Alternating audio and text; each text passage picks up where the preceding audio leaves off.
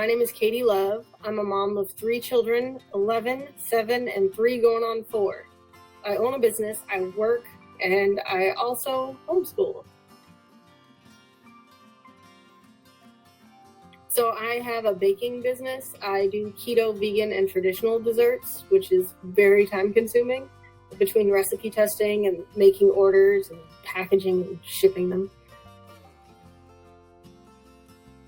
So I've pretty much consistently had my kids in private schools, but then at some point it just wasn't feasible for me to send them to a private school anymore. So my oldest, I've been homeschooling him for about 3 years, and my middle child, I've been homeschooling for, this is her first year actually. Well, with Taj is my oldest, and he's a really smart kid, but he sees me do math and watches me do it in my head and then automatically thinks that he can also do that. And when I try to sit there and it's okay to slow down, you're learning, you need to write it down, he just refuses. And so I couldn't figure out a way to get him to not do that. And then with my middle child, I've never taught reading before. How do you learn how to read? So I was kind of out of my depth with her. And coming into first grade, I saw that she was a little behind on in recognizing all of her letters and the sounds that they made. And so I put her on tutoring with Susan. And again, just this girl can read. She reads now. And it makes me so happy. I'm a big reader. So the fact that my daughter now picks up a book and reads with me, literal tears.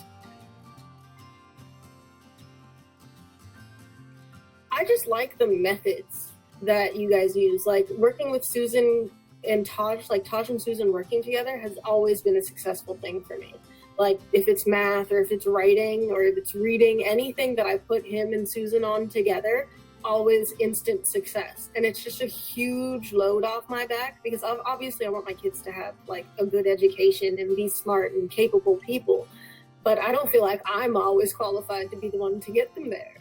And so having someone I know has consistently helped them reach their goals is a huge weight off my back.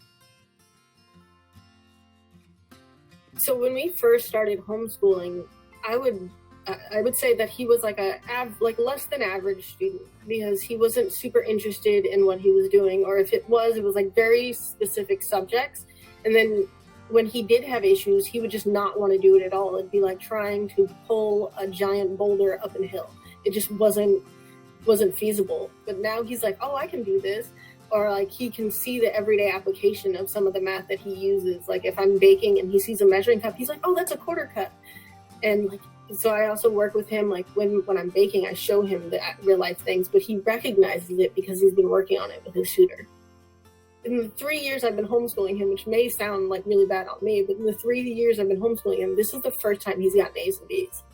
And that, I was so excited. I sent it out to my entire family.